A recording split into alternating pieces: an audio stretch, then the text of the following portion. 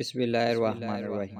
السلام علیکم جی دوستو، آج کی ویڈیو یہود و نصارہ کو سلام کرنا کیسا ہے اس پہ بنائیے۔ عیسائی اور یہودی کبھی سلام کی بھلائی نہیں چاہتا، اس لیے حضور اکرم صلی اللہ علیہ وآلہ وسلم نے حکم دیا یہود و نصارہ کو سلام کرنے میں پہل نہ کرو، کیونکہ اللہ تعالیٰ نے قرآن پاک میں یہودیوں کی سرشت کو واضح طور پر بیان فرمایا ہے کہ وہ لوگ حق کے دشمن، بد دین، ظالم، خبیث النفس قوم ہیں، کیونکہ اللہ تعالیٰ نے ان پر بے پناہ انعامات کیے ہیں مگر انہوں نے ناشکری اور بدکاری کا ثبوت دیا۔ یہ وہ قوم ہے جس نے خدا کی بھیجے ہوئے پیغمبروں کو قتل تک کر ڈالا، اس لیے حضور صلی اللہ علیہ وآلہ وسلم نے انہیں سلام کرنے سے منع فرمایا۔ حضرت ابو بصرہ الغفوری سے مروی ہے کہ حضور اکرم صلی اللہ علیہ وآلہ وسلم نے فرمایا کہ کل میں صبح یہودیوں کے پاس جاؤں گا تو تم لوگ جو میرے ساتھ ہوں گے تم انہیں پہلے سلام نہ کرنا، اگر وہ لوگ تمہیں سلام کہیں تو اس کا جواب دینا۔ مسلم کی حدیث کا ترجمہ یہ ہے، حضرت ابو بجزید رضی اللہ تعالیٰ عنہ کہتے ہیں رسول اکرم صلی اللہ علیہ وسلم نے فرمایا یہود اور انصاری کو سلام کرنے میں پہل نہ کرو، اور جب تم کو